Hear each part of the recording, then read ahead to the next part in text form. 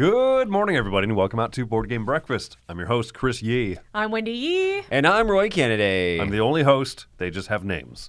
I do have a name. I have a name? You have a name. Wow. That's a Jean Valjean. No, that's 24601. Close. Hey, this episode of Board Game Breakfast is sponsored by GripMat, the same company that's been sponsored the last few episodes here. But we have something really cool to show off. GripMat. A grip mat? Maybe my favorite game of all time. It's also Board Game Geek's favorite game of all time. It's also beautiful. So you can't really see, but this printing is very nice. Like, it is Yeah, I rich. really like the colors quality. are bright. There's not a lot of bleeding between the lines, and so This makes me want to play brass. It's beautiful. Chris, why haven't you taught me brass yet? I don't know. I wonder if Roy would like brass. With all of our at the end free the day. time. I've told Chris, like, I don't care if I like it or not. I really want to play it. It's #1 on BGG. Like, it feels like an educational experience Like you regardless. should? Right, yeah. Okay, And why have you now- not come over yet? Now you can play it on GripMats. Yeah, so they do double-sided printing, which is pretty cool. There's a couple other ones I want to show off here really quick. So this one for Wendy and I's possibly my favorite game of all time. But this one here for Z's #1 game of all time. And I This know is a lot a of people have two-person this job game. right here. Ba ba ba ba ba ba ba. Is that This upside is- down? It's It is definitely upside down. That is for Consummate professionalism. Marvel United. So it has a space here for all of your locations, and then across the bottom here, across Chris's torso, is where all of the stuff where you put all of your hero cards are. And the cool thing is, like, instead of having to put them in a ring like that you normally do, it has like little lines that help you like be like, okay, this was the last card played, this was the last card played. It's just really well done. And the cool thing about these mats is the fact that the quality of the print is really, really good. Like, they've done a lot of work to try to make sure that the bleed doesn't mess up, so that the basically they don't look pixely or anything like that. They look super good quality. Very good crisp lines there. All right, we've got some Kickstarter backers for you all. So thank you, Steve Shivers, Daniel Lundberg from Uppsala, Sweden. Is that how you say that? Uppsala? That's how we say it now. Chris knows all the Sweden words. We have Brunslick Gabor, Tom Glennon, Peter Mullenholt, Jim Catronio. I love that last name. The Bailey family, Samuel Carey, and then a group of gamers, JW, Germa, Nor, Len, and Florian from the Netherlands. Thank you so much for backing us. Thank you for those We of you who appreciate put phonetic pronunciations in there. Yes. Oh, for sure. Definitely. And apologies to the others. But that's cool. I haven't known too many Gabors except for Jaja. So All of she's you nice. guys' support definitely helps us make the channel even better. So thank you guys. Absolutely. Folks, we've got quite a bit going on here today. Just as a quick heads up, there's not going to be a whole lot of stuff from the Dice Tower today, but that's because we are prepping big time for Gen Con, and that includes we're going to have we're going to have 3 different kinds of Gen Con previews coming this week. Tomorrow, one from Tom and Mike, where they're going to be scrolling through the huge list of Gen Con games.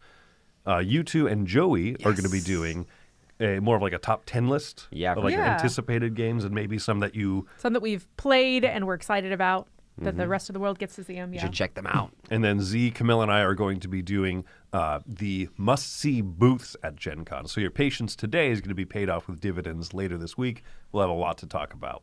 There you But go. first, let's talk about some things that have caught our eye over the last week.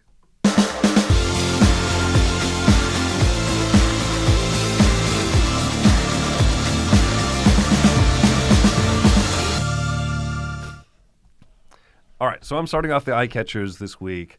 I have one that I'm surprised I haven't talked about yet. There's a company that's been impressing Mike, especially myself, and actually Tom as well. I'm not sure if you guys have played any of their stuff. Uchibakoya is the name of this Japanese publisher. They put out Ostia. Oh, nice. Yeah, I played that. Yeah, you played that. I'm drawing a blank on what else they've put out recently that I've played. Biohack was a game that I really enjoyed. Yeah, that one Okay. looked cool. And so they're teasing kind of the new upcoming game here, which is Sweet Lands. I was like, oh, that's so pretty. Look at those cool pieces I because like the little meeples. What is she doing in that front picture? It's like she's- slathering stuff with sweet cream. Oh, Okay, that's a baked potato. for a second I thought she was chopping a coconut. I thought she was hacking up the city. No. It's As you do. You know. as one does. But no, this is a game all about like sweets and stuff. And I was like, wow, it looks so pretty.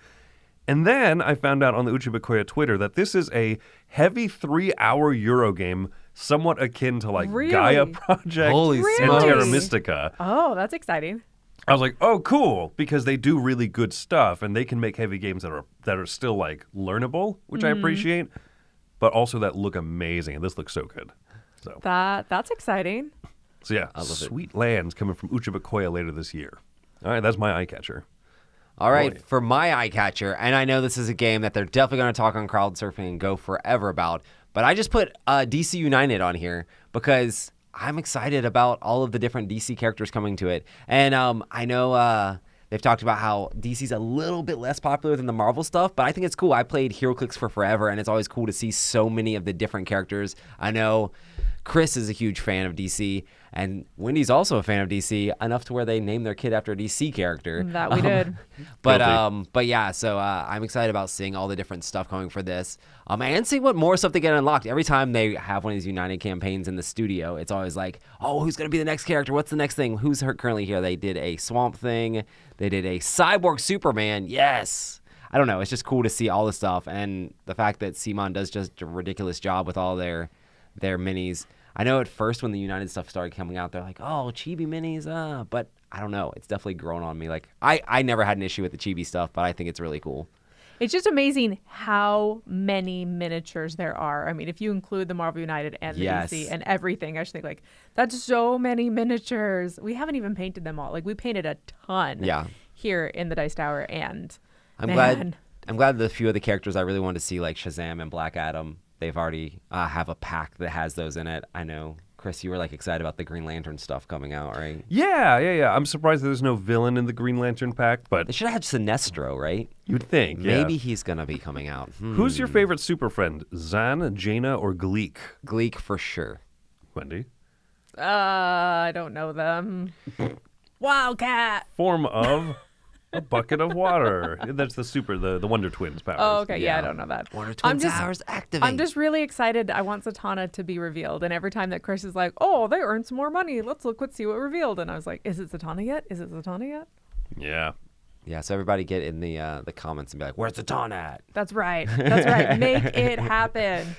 But yeah, they have Crowd so pressure. many things for this. Yeah. Like, the team decks look cool. This does look really cool. I've backed none of the Marvel United stuff. I'm backing this one. I might throw this one in here. Honestly, the team decks. That's such a good value, right? Just having some extra cards on the side that you can like a little more flexibility, a little more fun. Hey, Superman came in and beat up this guy. Anyway, back to me doing stuff. It's like phoning a friend, a Yeah. superhero friend. Yeah. Exactly. Who wants to be a millionaire? United. Yeah, and there's just so much replayability in this with the massive, massive amounts of stuff that you have for the game. So excited about more DC United. That's awesome. All right. On to my eye catcher. So I'm excited about the new announcements yesterday from the Spiel des Jahres. So drum roll, please.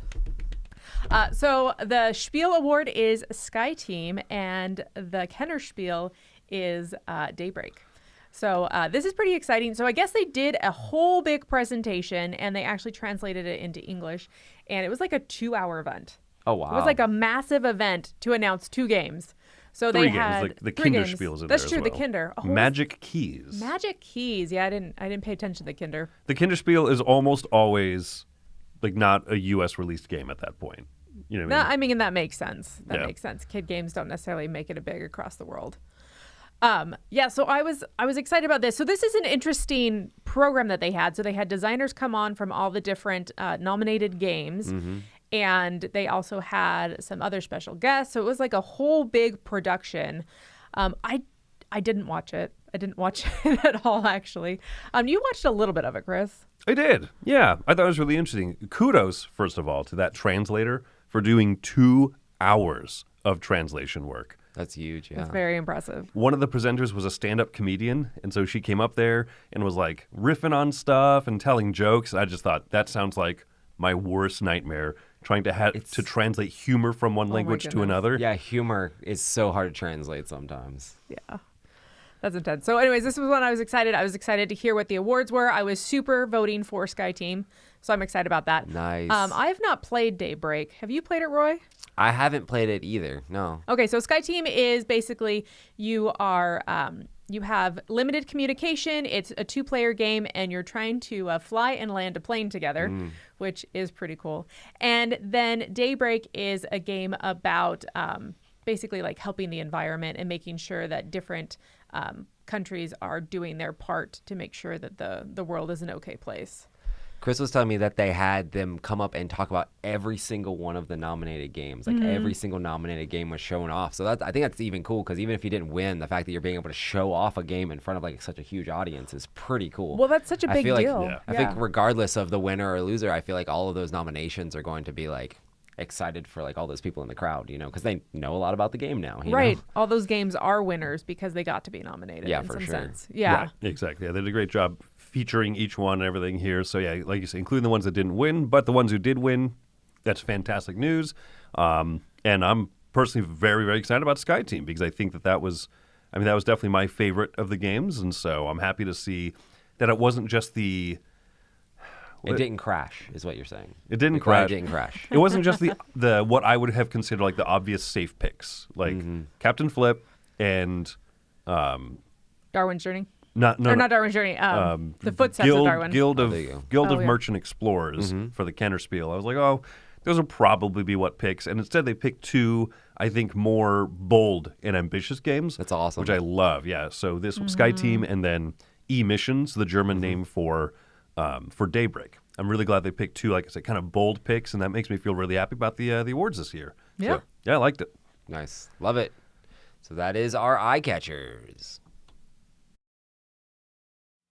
Hi, everybody. Hello, we are Ryan and Bethany. From Ryan and Bethany Board Game Reviews. All right, today we're talking about Betrayal, Deck of Lost Souls.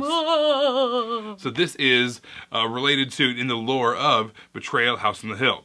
That is a full, spread out dungeon crawl kind of a game where you're exploring the map, you're finding all these different items, trying to overcome these omens as the game goes on. Well, within that lore, this is one of the items that you might come across. And so now you have to play this game. This is its own kind of social deduction, hidden trader kind of a game where you are trying to decide which kind of curses you want to face. And those curses are going to be met with items. So you need to play these items in front of you and then face off on against these omens. These omens are going to either reward you or curse you. And so eventually you have to face the final curses and eventually, if there's a traitor involved, be revealed as the traitor and fight against them.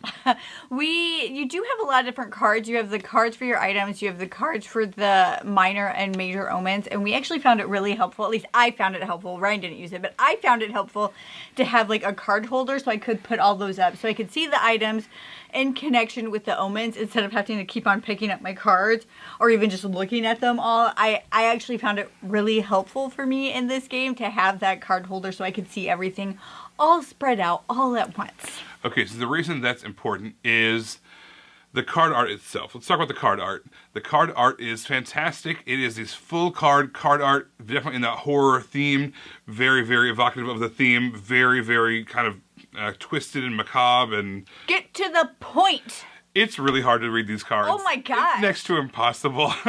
It's got this really cool gold foil thing going on, but at the same time, there's symbols. The symbols are absolutely lost in the mess of the card art. Yes. The script, then you think they at least have cool, bright titles, right? Yeah. No, that's all this lowercase, really thinly scripted, kind of cursive card art Like or my card eyesight titles. hasn't changed in like 15 years, right? I keep going, everybody go get your eyes checked once a year. And I'm like, what is it even saying on this card? I don't even know. They spent way too much time on the card art and not nearly enough time on the graphic design and the clarity of the card conveying what it needs to convey. So frustrating. With that said, there was a solid game when you can like move past that. When you ignore the art, well, you can't ignore the art. It's just too in It's your too much. face. If you can isolate the in your symbols face. a little bit, Yes. you'll be able to play the game at least. Yes. So once we were able to get through that, then it was fine, and we were able, like Ryan said, to play the game. So that's our thoughts on Betrayal, Deck of Lost Souls. If you got a badass site, throw it in the trash. Don't even get it. But if you like that horror theme, if you like Betrayal House on the Hill, you like that world and that lore, give it a check out. Well, everybody, this is Ryan. I'm Bethany from Ryan and Bethany Board Game Reviews. Hoping you have a happy, healthy breakfast. Bye, everybody. Bye, guys. Hey, what's up? It's Scott the Frozen Gamer coming at you with the hottest games for the month of June, according to BGG. So at number 10 is Dune Imperium Uprising. Now, surprisingly, and not surprisingly, at number 11 is just old school Dune Imperium, and number 12 is Dune War for Arrakis. In from 12th and back into the top 10 at number 9 is Spirit Island. That game's been hot since it was created. Behind me is Sky Team, and that is number 8 of the month, just like it was number 8 last month. Spiel the Jahres nominee. And then we got number 7 dropping from number 6 last month. Just one spot is number 1 game on BGG, Brass Birmingham. A Jest for Robin Hood jumped from 18th to 6th. It's crazy that this game's on the list. Fred Serval designed it. It's in the not counterinsurgency, that would be coin. It's in their regular conflict series from GMT, which is just amazing that this made the list. At number 5 is Heat. It was 5 last month, staying hot. And another old game that's staying hot is Ark Nova, moving up from 7th to 4th this month. Slay the Spire, a new game based off an old video game, stayed at number 3. Harmonies dropped from number 1 to number 2, and that's because Arcs jumped up from number 4 to number 1. Anytime Cole Worley and Phil and Leader Games come together, we have a hit on our hands, and that is number 1 for the month of June, Arcs. Now, a couple of the top movers of the month were number 2, Unstoppable, from 106 to 32nd. That is John DeClare's new 2-player card game. And number 1 is The Seventh Citadel from 101st to 14th. That was a hot game in March and April, fell off in May, and back up in June. Now our top 3 new games of the month that never been on the list or weren't in May is Cities 23, Steve Finn and Phil Walker Harding coming together. Grim Coven, the new Awakened Realms big game, came in at 22nd. And at 19th is Iliad, the 2-player Trojan War Reiner Knizia game. Mike will love that to hear that. And that is it. Peace. Stay cool. Whew.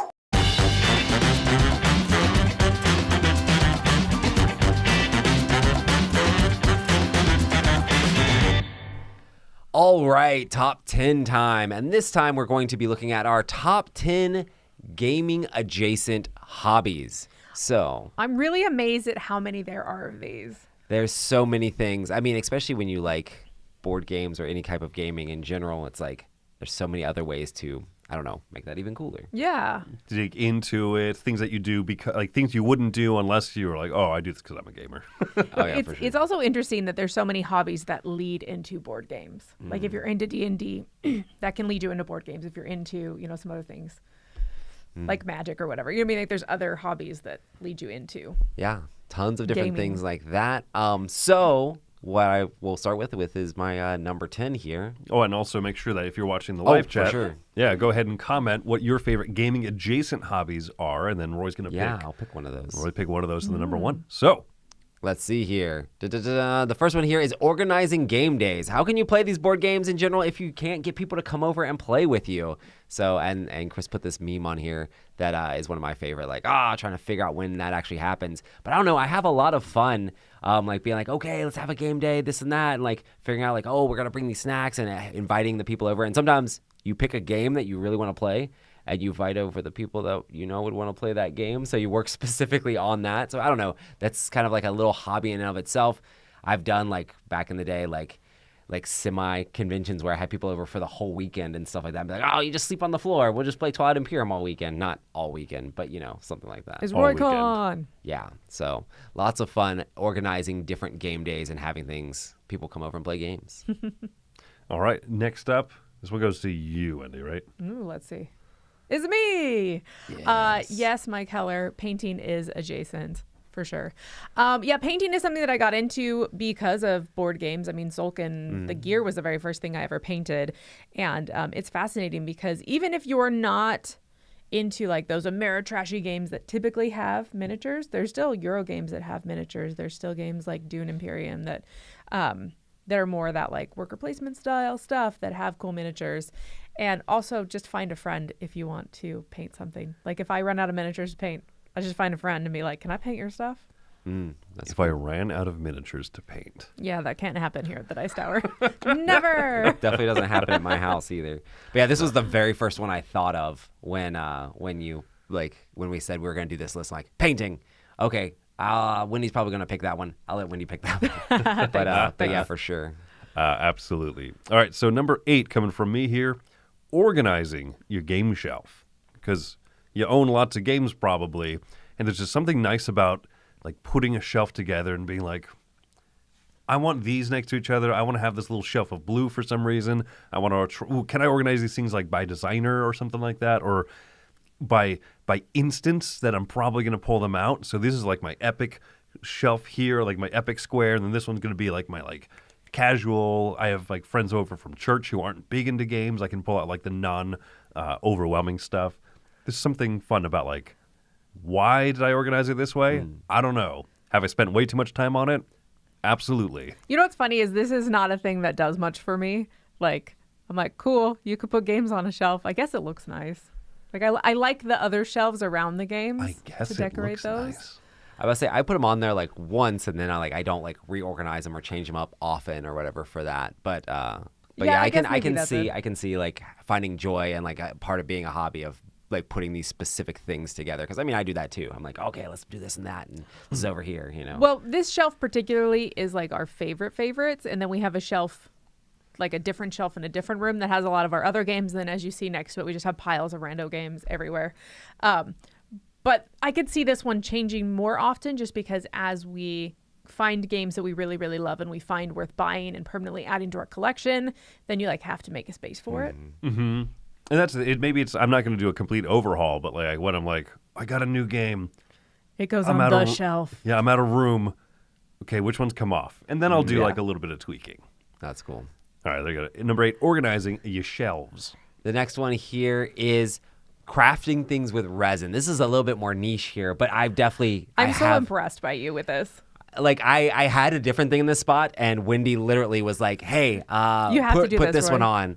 on." So yeah, if you can do a bunch of things with resin, board game related. I made custom dice for Forgotten Waters that actually had like a little ship inside of it. Like got a little 3D printed ship, tiny, and put it inside of a D12. All those poor people on the ship. I know. They have no And oxygen now. Especially since it was when I was early in doing stuff with resin, like the water that I made was very much coming up over the sides of the ship. I'm like, that ship is capsizing. But no, you can do all sorts of stuff, making all sorts of different dice. I've literally crafted things in silicone, like gotten a D&D miniature that I really liked and put a silicone mold around it because you can mix up silicone and make molds that you can then put in resin, and like you can do all sorts of things with all sorts of different colors. The picture here is actually like the pressure pot that you use for the resin to you put it in there with an air compressor and put a ton of air in there to like pressurize it so it makes all the bubbles real tiny so it comes out like crystal clear. That's how you actually make like good quality stuff. And this will be sitting on my counter at the house, and that's why Chris was like, we need a picture of that pressure pot thing Oh, because yeah. it straight up looks like a bomb. The I'm first like, time I went to your house, it looked like what is that? It looked like Breaking Bad up in there. Yeah, so it looks really weird, but it's basically just a pot, painting pot that people use to like spray paint like houses. You normally put like an actual like can of paint in there and have the pressure go out and shoot the paint out. This is like organized so it doesn't have an exit, so it just pushes all the air in and pushes all the bubbles out of any of the dice or any of the miniatures and things like that you're making. But I've made custom dice for like my games. I've made custom miniatures. I've made custom ninja stars and things like that. All sorts of different crazy custom resin things that you can make. Batterings? I could make batterings. What we do is we need to at least get one 3D printed battering. I don't know if we have the technology to do that, but then I cast that in silicone, and then I can make resin batterings, which would be way cooler than 3D printed batterings. Didn't you make Hope you're like listening, Joey. some thumbs up or something like that from Oh, a pencil yeah. eraser or Joey. something? Yes, I did make a bunch of thumbs up. So I went, so basically if you're like crafting stuff out of silicone and resin, you can just be like any shape. It's like, I want to make that thing. So I went online and found pins that had a shape that I liked. I cut the back of them off, cast that in silicone, then made like a mold to put those in resin for a game that I was working on. So I had all of these like resin thumbs ups or whatever. So you can do all sorts of crazy stuff if you're creative impressive. about it. So yes, a very all over the place sort of hobby. I have quite a few of those, but yeah, resin casting is a lot of fun. Dang, there's a bunch of really good ones in the chat. Also, be safe. Wear masks and things like that because resin poisoning is a thing. It's a Be thing. safe, don't die. All right, Wendy, you're number 6. My number 6, less dangerous, though there are some filaments that I guess you also have to like enclose it so you don't die. yeah. So chemicals, baby. That's what is adjacent to gaming, chemicals. So 3D printing, this is something that I've just started dabbling in a little bit. And I'm fascinated because you can literally go onto Thingiverse, which is like just a free website, and people have put all of these gaming components and other things, like mostly other things, but you can find some gaming components. I mean, I typed in SkyTeam. It's, the Spiel des Jahres, right? And immediately you see these little like 3D printed upgrades or things that you can do, like the little switches on the side. You can get little upgrades for that. And so, yeah, it's just fascinating. Like there's so many things, so many ways that you can upgrade. And it's kind of painting adjacent as well, because with me being new, I don't have a bajillion colors. I'm in Florida, so I don't want a bajillion colors because it messes up the filament if it gets moist from all the humidity in the air. And so, I just paint. Like I will print something bright green. I will spray paint it white with a primer, and then I'll paint it, and I'll be like, good enough. Honestly, actually, like spray painting with primer helps with like all of the little like layer lines and stuff like that too. Yeah. I've always found. And You if you can- paint it up, like a lot of times, like, wait, that was 3D printed? What? Yeah, that You looks know? good. Yeah. What is this? What is it? Is it just you 3D printed kit? It's not even the cool kind from Knight Rider. Pretty sure that's just a. That's just a general stock photo. No. It doesn't look like it was actually Generic. printed because you don't see any stringing, you don't see any layer lines. So It I'm looks pretty sure so. It looks no so fake. layer Yeah. lines. All right, number 5. Researching upcoming games by doing things like watching Board Game Breakfast. Ba ba ba ba. Hey, look, it's us. It's Yay. us. On the screen Whoa, there. this is and so there, meta right now. And there and there. So I don't know what you're gonna pick for the number 1, but it's funny because Richard Saunders, he said like, "Oh, is becoming a Dice Tower contributor count as a game adjacent hobby?" And it's funny that like researching games, putting like doing all Stealing this my stuff. thunder, Chris. I was. Well, you're gonna okay. I really wanted to pick like watching the Dice Tower, but yeah. Okay, yeah, well, watching Dice Tower, like, yeah, I mean, just it's so fun to, I don't know, it's so fun to get into something that you care about, and for some reason you're like, I'm just gonna keep watching more of it, or I'm gonna watch like 8 reviews of the same thing. When people get into movies, people get into games, researching stuff. Yeah. It's just kind of a fun hobby within that hobby. I think that's one of the things that like denotes it as actually a hobby. When you start researching about what that hobby is, that's when you're in deep. It's like, oh, okay, let me learn more. Let me learn more, and that's really fun. Who are these designers, and what do I like about them? All right, number 4, Roy. My number 4 is actually I like games so much I started designing them. So, and I mean I've been designing games all my life, but yeah, game design is like a thing you can do, and it can be a lot simpler than just making an entire game that goes to publication. I mean, even in D&D, you're creating your own scenarios and creating your own worlds, or even with different deck House building rules things, and big stuff. house rules and things Yeah. like that, changing Homebrewing, things yeah. up, homebrewing. Designing games and things like that is. I mean, it can lead to being more than a hobby, but it's really cool to mess around and poke around with like, oh, I like, maybe I'll do this, or oh, I saw that in that game, and this and that, or trying to come up with things that are unique that people get excited about. Designing games is a huge fun part of the board game hobby. It is funny because you could sit down at night and play a game, or you could sit down at night and design a game. You know what I mean? The time, it takes similar time. Yes, or you can go back and forth. Designing a game takes way longer. than Well, that's playing a fair. game. Okay. You can dedicate a certain chunk of time to it. Also, I always say game design to me looks a lot like just staring at the wall, like as I'm coming up with ideas. Like, what are you doing, Roy? Nothing. So, but now it's good. But yeah, game design, awesome. All right, number 3. All right. My Yes. number 3 is snacking. For some people, snacking is like a whole hobby to its own, right? They make Don't these have to call me out amazing like that. charcuterie boards. They plan out these whole meals. It kind of goes along with yours, Roy, where you talked about having a game night. Like it's part of the gaming experience is having the snacks. I remember we used to have friends over before we worked here. Now we don't have friends over. What happened, Chris? Became old. Yeah, that's fair. No, we used to have friends over, and I loved having cheese and chocolate chips. That was like my snacking combination. For some reason, those two things are amazing together. But yeah, people go all out. I know some people, they have dinner beforehand, or they have pizza during, or they make their artisanal sourdough bread stuff. Like, it's so cool. Do you ever pair like the snacks with the game? I know sometimes people do that, or Some they've people do done that too, segments where yeah. like, okay, this is the snack or the drink. I know even Jeff had like, oh, this beer would work good with this game, sort of thing. Right. So Yeah. like pairing the different snacks and like what you're going to be consuming. I mean, Sushi around Go the always game. makes me want to have sushi. I've never had sushi while playing Sushi Go. I never have either. Go-nuts but for I always donuts. want it. Oh yeah. Sushi Even- during donuts for donuts. Even thinking about it, like, oh, let's play Sushi Go like at Kura while the conveyor belt sushi thing. I could not play the game. I would just want to eat the sushi. Like, it's going to detract from the game. Yes. All right. Number 2 from me here is complaining about games online. What a wonderful hobby within the hobby we have. You would never do that. No, I mean, I say this tongue in cheek, but like just engaging in those conversations online. It's super cool that you can jump onto a dedicated Reddit or the Dice Tower Facebook group or the Dice Tower Discord group or something like that. And there's so many ones out there. You can find like a small content creator that you enjoy, and they probably have a Discord group set up. You can jump into that. You can jump into like a larger one, like Board Game Geek has a Discord, which is pretty wild sometimes. But the Dice Tower one's very welcoming, very fun. So you can see the link to that below, obviously. But I have a lot of fun, and it's just chatting with people about games. And people have strong opinions about the Spiel des Jahres. They have strong opinions about this upcoming game or about DC United or whatever.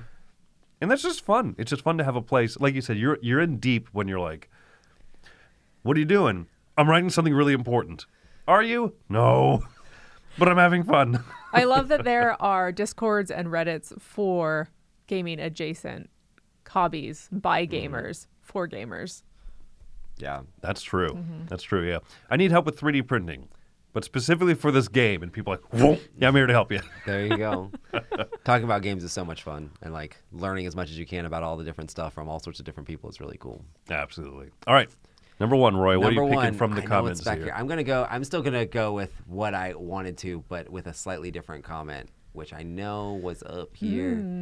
Oh wow, you guys talk a lot. Oh, here it is. You guys talk a lot. Hit add to broadcast, not ban. Watching and chatting about on Dice Tower Live. Yes. Yeah. So, Yeah. I we mean, love honestly, that this is your hobby. yeah, I mean, watching us, watching all the different stuff, being part of the hobby. I mean, I watched a ton of like Dice Tower content and all of that stuff. Like you were saying, like educating yourself on board games and things like that all the time. I mean, you guys are probably sitting at work watching top 10s. I used to sit at work watching top 10s. They weren't Same thing. live. They weren't live back when in the day. They didn't start to become live until like after I got here for the most part. Pretty much, yeah. But it was still really cool to like go and just consume tons and tons of comments and see people in the comments. And yeah, I mean, all of the consuming tons of board game media is a great part of the hobby. And chatting with us live is fun. Yeah. You know what? One thing that kind of goes along with this, kind of goes along with your comment about adding videos to the Dice Tower. But I think in general, like we all started before we got to the Dice Tower with adjacent hobbies of just talking about games. Right, yeah. You know what I mean? We had a podcast, you had a podcast. Yes. You know what I mean? Like We should we have all put made some podcasts videos. as a Yeah, hobby. like that should have been on there. If We you blew have it. if you Start have it over. if you have 3 or more people in a room playing board games, a podcast is going to come out of that It will happen. eventually.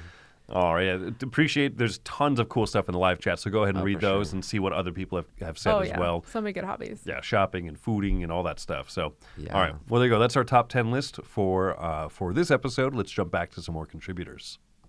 Hello, this is Oliver, and today we're going to be talking about a game that's in the sky right now. You got to catch it, and I caught it. It's called Sky Team Prepare for Landing. And what I like about this game is, number one, the theme. The theme is really awesome. I like how it's a really high-stakes plane landing game, which is pretty creative.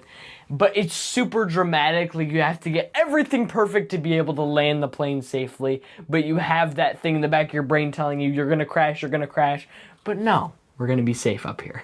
And I just really like it. Another thing is the components are really nice. There's like nice dual layer boards and there's some wooden pieces, and it's just really fun to play around with. Even though the board isn't the biggest and the game isn't the biggest, I just think the components are pretty nice. Another thing I like is that this game kind of forces me to do strategy because you're not talking to the other person, so you're making all the decisions for yourself. So that forces me as a non-strategic person to make decisions for myself, which will help build my strategy for other games. And then finally, what I like is that there's a lot of games that are played better at higher player counts, And with me and my dad never having a lot of people at our house, it's nice to have a game like this, which is cooperative and 2-player. It just makes it super convenient for us to play. And yeah, I think that's all I have to say about Sky Team. Thanks for watching. Have a great breakfast. Goodbye.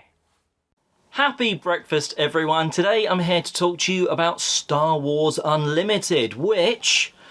This is the 2-player starter set, which means I've got Darth Vader and Luke Skywalker decks. They crash against each other in all of that card game goodness.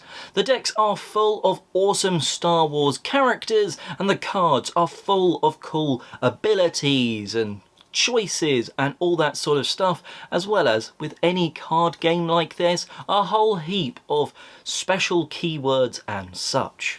So in Darth Vader's Empire-themed deck, you've got Emperor Palpatine, you've got Stormtroopers, Tarkin, all of those cool characters. And on the light side of things, you've got Yoda, you've got Obi-Wan Kenobi, and you've got Rebel fighters and such in the deck.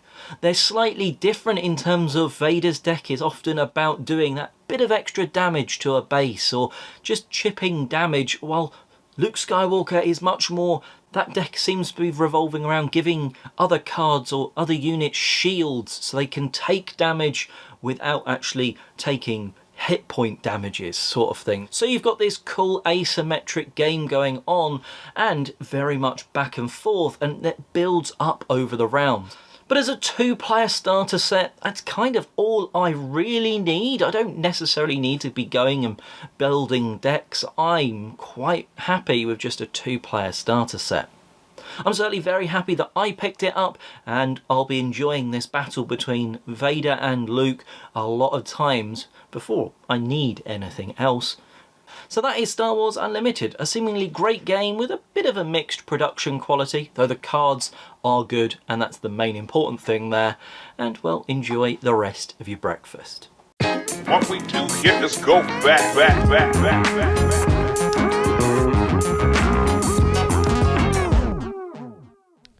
All right, our old school game today is going to be Shadows over Camelot. So this is a cooperative game that has a chance for a hidden traitor in it. And one of the interesting things about this game is like it comes with very familiar mechanics. It comes with a lot of poker suits that you're trying to fulfill in all these different locations. And at the end of each turn, you're going to be drawing bad cards. There's other locations too that are just like discard a card to pull this Excalibur closer to you.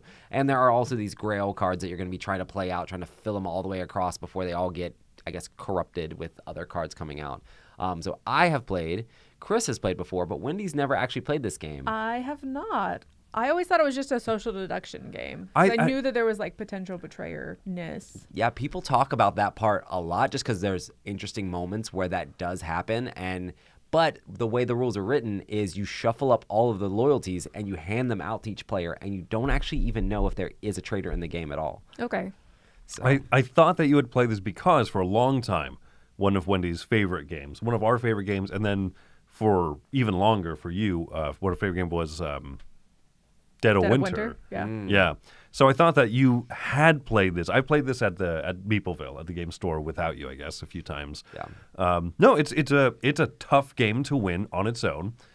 And so you can definitely see how Dead of Winter was inspired by this, right? Mm-hmm. Dead of Winter being more thematic, like the thing that you could argue about coming back to this game at this point is like most of what you're doing is, I want to play a 4 over here. Does anyone have a 4? You can't really say exact. I have a high card. Yeah. It's such an interesting thing, too. It's like, oh, I have a Merlin. Let me cancel that thing. And like it's decently abstract overall, but I've had so many amazing moments. And most of those have come because of the betrayer aspect of it. Like there was a game where I was like, oh, I'm going to not look at my loyalty. I said I was not going to look at my loyalty. I looked at my loyalty. But then like at the end of the game, we were doing super well. And one of my friends was just like, we haven't mixed it up too much. I'm just going to accuse Roy. I'm like, what? Why? He's like, just cause. And I'm like, and I was the betrayer, and like it ended up flipping swords back over to the good guys. It's like, no. But and then I've had moments where I'd be like, oh, dang, we're going to win this game as long as no one's a betrayer. Are you the betrayer? Are you the betrayer? Are you the betrayer? No? oh, look, I'm the betrayer. We flip the swords to black, and now the bad guys win. You know, there's been crazy, like, on knife's edge moments when we're playing this game. But yeah, it's pretty fun. And of course, while you're playing this, the Monty Python quotes just fly. It's like you can't play this game without doing Monty Python quotes. Absolutely. Yeah, Shadows over Camelot. As a good little system here where there's, spaces around the round table. Excuse me.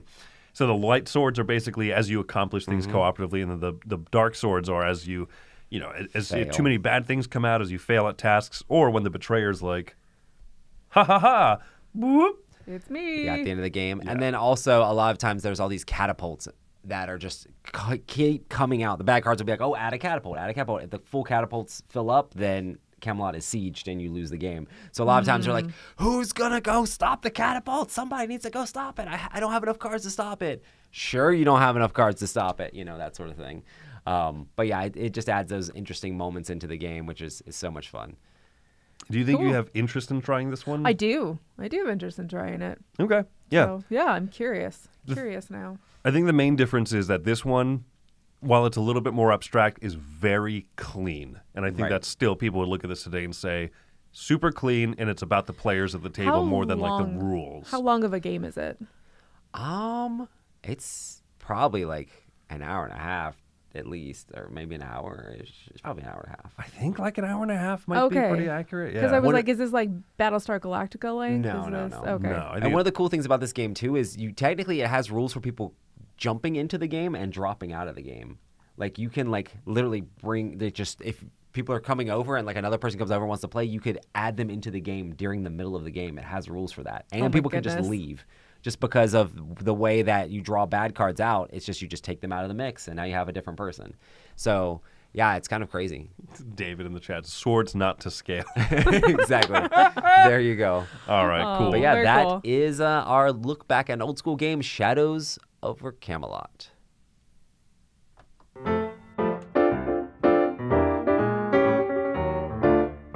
Hi, Stella. And Tarrant here. From Meeple University. We are going to talk about the game that you all probably, or most of you, have already heard or played, Ice School. Yes, we finally got around to playing this little wobbly man flicking game at Wellicon. Is Wobbly Man is Penguin? It's Mr. Wobbly Man from the Noddy books. Oh, what? No, I don't think it's branded that Noddy Man. No, probably not. But it was a character there. He had a semicircle for an underside, would wobble around the town. Yeah. I watched, not watch Red Noddy. Anyways, this is a cool game. Ice Cool. Just happened to be. But this is where you flick your Wobbly Man around trying to eat fish, or the other player trying to catch the one that's trying to eat fish. Yeah, it's nicely set up as a one versus many party game, children's game. The boxes all nest together. Oh, that's very cool, yeah. It comes out very easily and it's good to play. So I think it was a few years ago now. I think it was the Spiel this Jahres a few years ago. I think that's warranted. I think it's clever. Yep, I feel like I might have played a few years ago, but I remember like hurting my nails. But because I flicked it like too far, I'm like, oh yeah, why did I do that? Yes, come in nice and close. Yeah, anyways, it's a fun game chasing Taran up. I don't like to be chased, I like to chase you around the board. And also eat some fish. The other little strategy is that so you got the fish, and that's from face down draw deck. And then if you got 1 point fish, then you can take an extra turn. Correct, yeah. Yes, low scoring fish give you another bonus. That's Ice School. Let us know if you have played it, you haven't played it, just go for it if you like light, dexterity type of game. Thanks for watching. Bye. This is a segment where we take a look at a board game based on an IP. I tell you if the IP and the mechanisms match. Today we're looking at Rudolph the Red-Nosed Reindeer's Christmas Journey. Play the game is very easy. You're going to take the dice, you're going to roll it, and you're going to move that many spaces on the board. If you happen to land on this, you will slide through. It doesn't matter which side, you always will slide through. If you land on a Rudolph space, that's fine. You just turn over a card and do what it says, which will normally have you moving additional spaces, moving back, swapping positions with other people. Fairly easy and generic stuff. If you land on one of these with the arrows, they just tell you with the arrows which way you go because it can be a little confusing. If you happen to land on a sliding spot, you will go through it. Doesn't matter if it's backwards or forward. If you land on one of these spots, you're going to go. There are a swap space, so if you're here and you land on a swap space and somebody's here, you can just kind of swap with anybody on the board that you want. If you land on the same space with anybody, that's fine. You just have to go through a reindeer game. Both players will roll a 6. They roll a dice. You roll a 7. You subtract those from each other and how many spaces you move back. So I would move back 1 space. What you're trying to do is race to the finish line. The first 2 people that get to the finish line will then have a race off with the reindeer games. Whoever rolls the highest is the winner. Rudolph rolled a 3.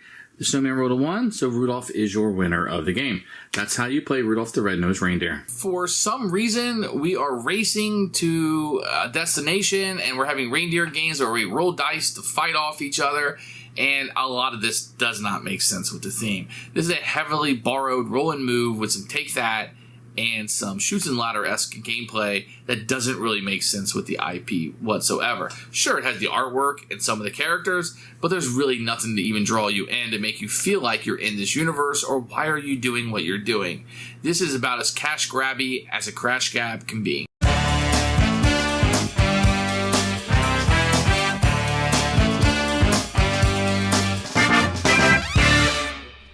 The reaction that we had in the office upon seeing that Rudolph the Red-Nosed board was gut-wrenching. That's an intestine joke. Wendy said it looks like the intestines. I feel really bad for Jason for Persian news for that. Oh, goodness. A hobby within a hobby is playing all the worst IP games that you can possibly find. Yeah, why do you hate yourself? Goodness gracious. But hey, thank you for doing it so we don't have to. And maybe you'll find those gems in there somewhere. All right. So we're going to take a look here at the archive video here from Dice Tower of yesteryear. This is Gen Con Vlog 2010. Look at this. Look at this here. Look at that technology that puts the Disney Galactic Star Cruiser to shame. A real lightsaber, Chris. So 2 days at Gen Con from 2010 with the Dice Tower. This is so interesting to see that Gen Con is, you know, kind of the same that it always was. And it's so fun to just look back and see, like, this is the year. Okay, this is different. I haven't seen that Is that before. a dexterity game? Climbing, like wall climbing? That's crazy. Yeah. Geeky soaps. You still see stuff like this at Gen Con. Upcoming games from Fantasy Flight Games, like Sid Meier's Civilization. Where is it? Right around here. Seven Wonders, an early copy of Seven Wonders being shown off. Wow. That's cool. I know. Just to think, like, this is what was exciting That was back so then. exciting. This is the D&D, D&D, yeah. You know, adventure, like, RPG type game, like, board game system. Cosplayers. Where is it? Where's Card? Good old Card Hollow. They still do this. They do. Yeah, they have all the... Oh, that guy. We still see him around. He doesn't see us, though, because he's wearing a blindfold. Do they have the giant Exactly. balloon animals? I'm not sure. Do you know, did they do that? I wasn't... this is Gen Con before my time, I think. But Oh, apparently they that's have the Death Punch. Nintendo dog. I do think that they always like have all this technology stuff. They're like, oh look, you have a screen that you can like pull it. Like nobody, like they have these sort of things that people can actually buy, but nobody ever plays on this sort of thing.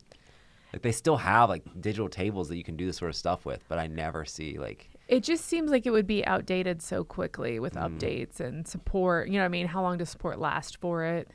Yeah, I'm curious to see when one of these is going to make like a real digital tabletop that that is kind of just accepted as like, okay, this one's good.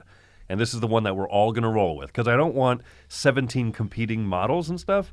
I kind of want two big players in the space. Yeah. You want a Nintendo and a PlayStation is what you're saying? Kind of, yeah. Yeah. Giant Pasta Pigs.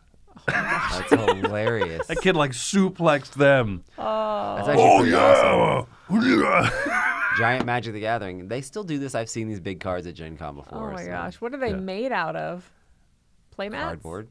Just cardboard? Yeah.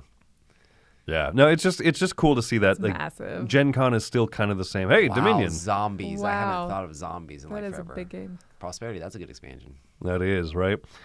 Is this World of Yoho or whatever it's called with the... No, this is a different game. Is that one of wow, the I first haven't even seen app-based that. games ever? Look at that phone. Yay, it's so precious. It's basically a rotary phone, kids. It has a screen, which is more than I could say. Like a colored screen. More than I could say what I had in college. That's so cool. Yeah. So many older games. It's fun. So even like the more recent Gen Con vlogs that we do, you can kind of look back on and be like, oh, I remember like 4 years ago. I remember 3 years ago, whatever. But to jump back to 2010 and to see how cool it is, I'm so glad that, at this point, they weren't just filming these on their phones like we do now. We had such an easy time. We just like, that looks cool.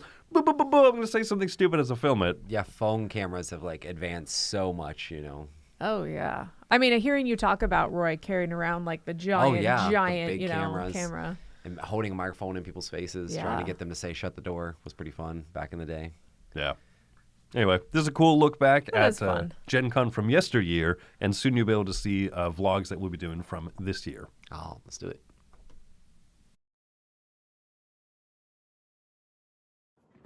Hi, and welcome to Co-op Gestalt, a place to talk about cooperative games, cooperative game mechanisms, and sometimes solo games. This week, I want to head back into a topic we talked about last time, player-selected turn order. If you recall, player-selected turn order is when in a game the players cooperate to figure out the order that their turn should go to achieve the best results.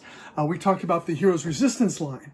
Now today I want to differentiate between what's called coarse-grained player-selected turn order and fine-grained player-selected turn order.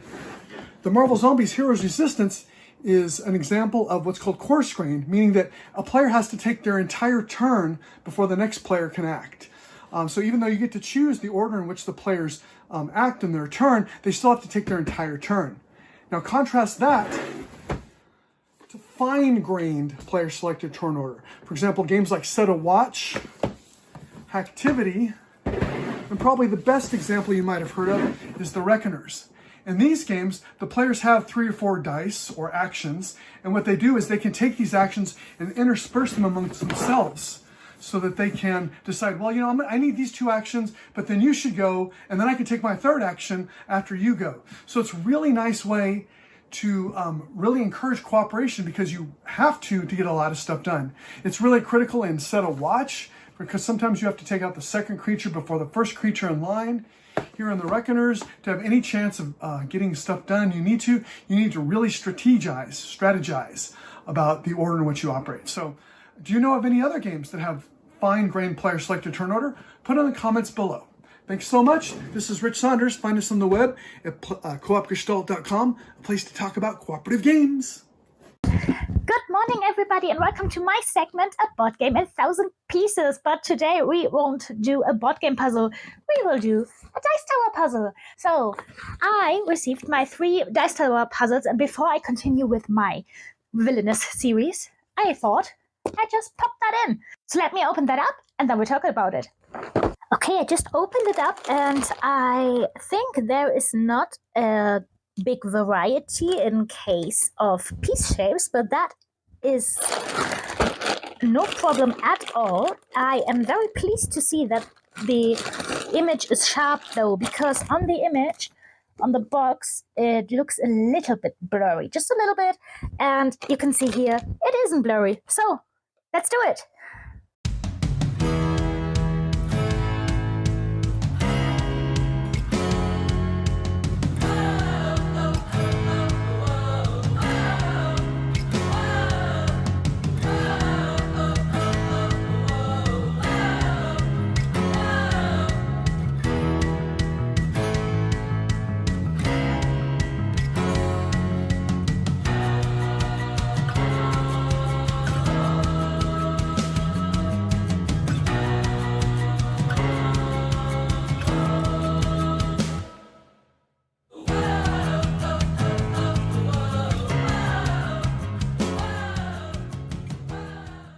Alright, you guys, here we are. So I thought that one took me longer than usual, but actually it was 4.5 hours-ish. And yes, it was fun. Quality was good. I had to glue a few pieces, but the pieces are very thick, and the color is nice, and the image is sharp, so everything's fine. Okay, have a nice breakfast, and if you want to check out more puzzle stuff I do, you can find me. I am Sue Burgundy Puzzle on Instagram and YouTube. Thank you. Have a nice day.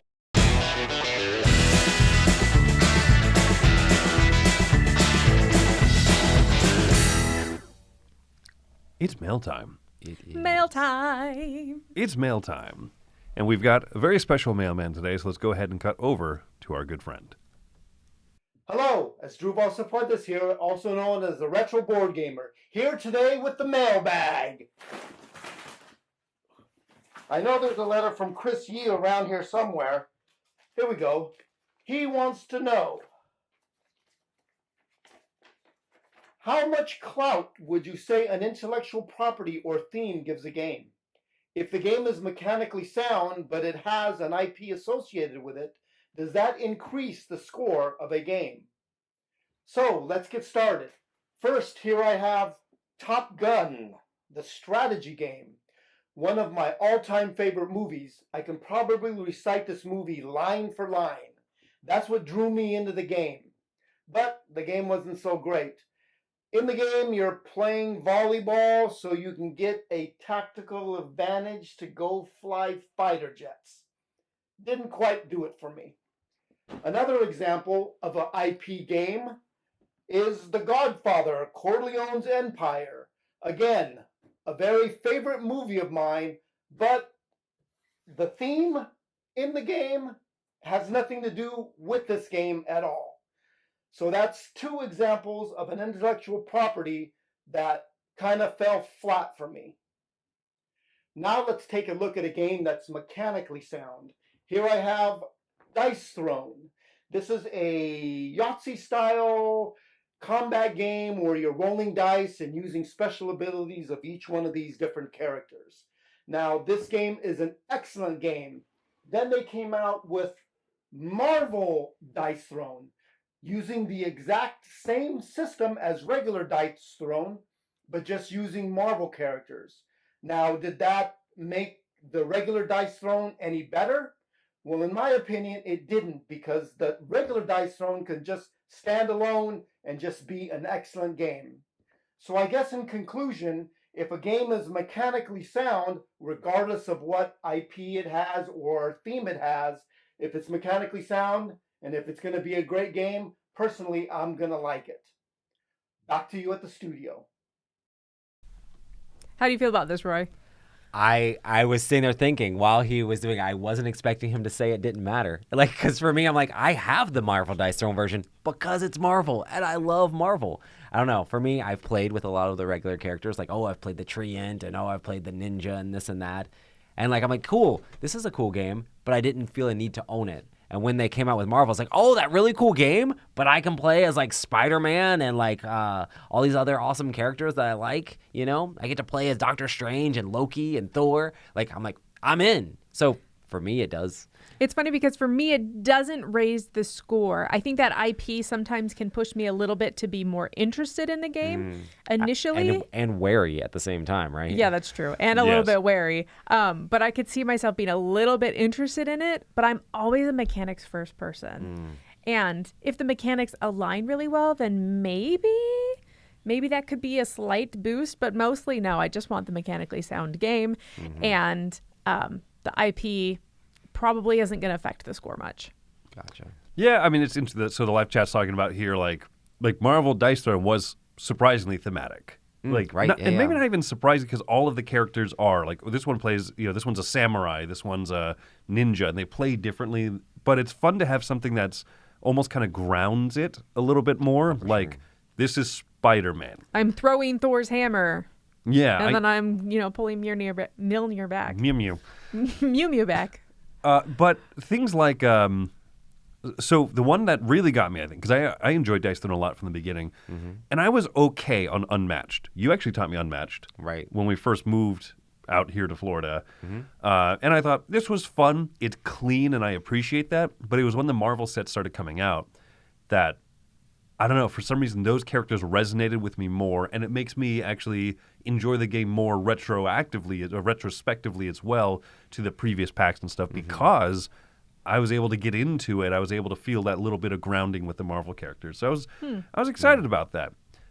I'm usually with Wendy. We're like, theme is fine for me. Right. This is why we put you in the middle because you're kind of the in-between. I'm the Venn diagram. Honestly, I am definitely down with the idea of like, oh, if it has a theme on it, I don't trust it necessarily. It really depends on the company. Some companies I know smash it with this theme. Some companies, if they put a theme on a game, I'm like, they're gonna mess up a really cool theme, you know. But for me, it's like it's definitely still the mechanics have to be solid and have to be awesome.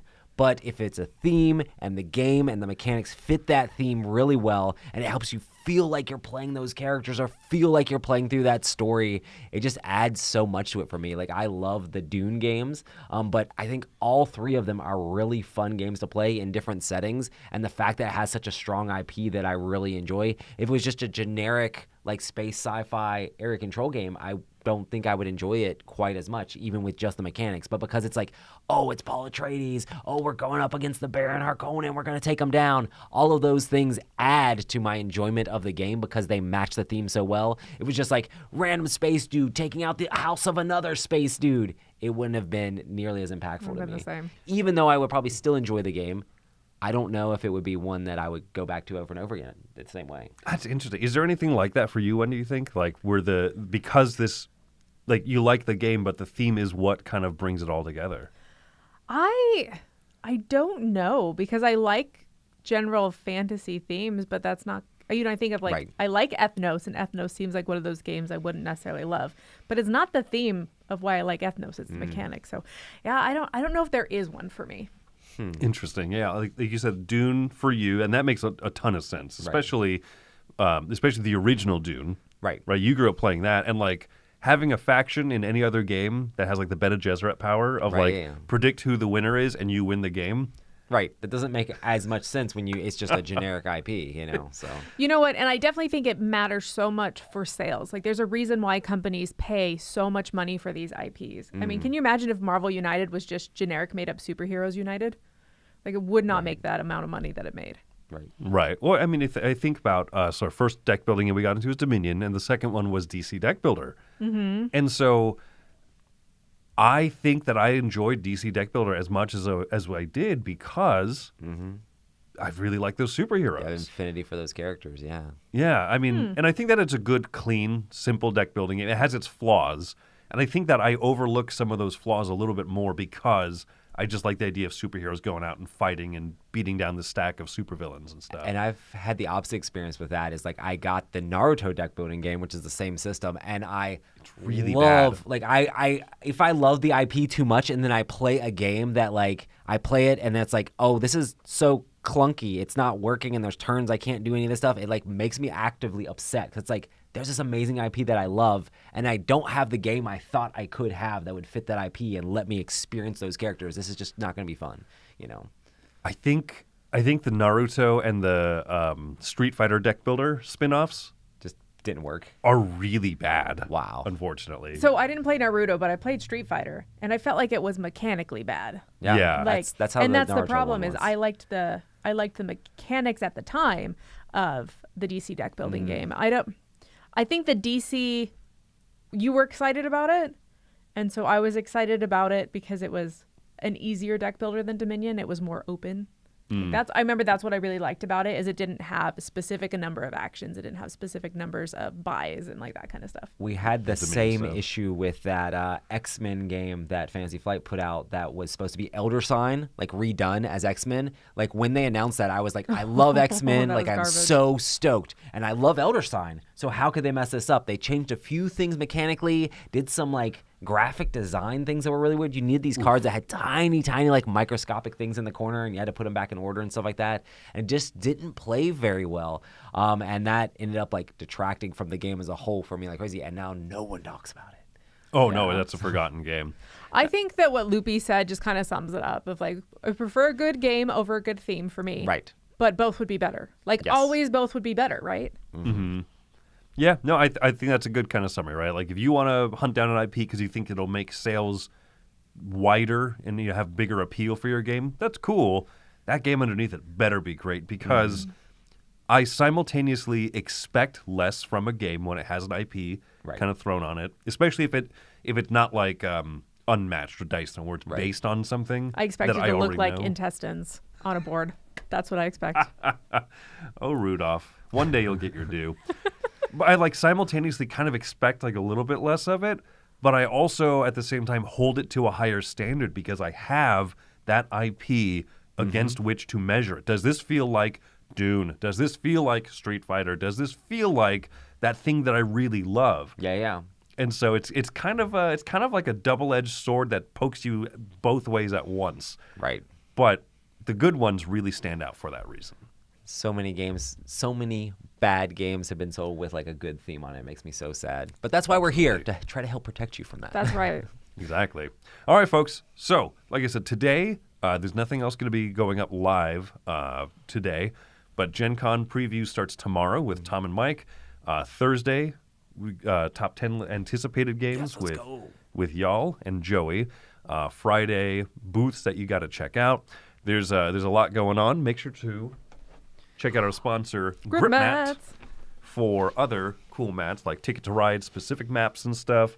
It's another dual-sided one. This is Germany, and what's the other side? Nordic. Grip Mats. This has been Board Game Breakfast. Thanks so much for coming out. I'm Chris Yee. I'm Wendy Yee. And I'm Roy Kennedy. Have fun gripping those mats.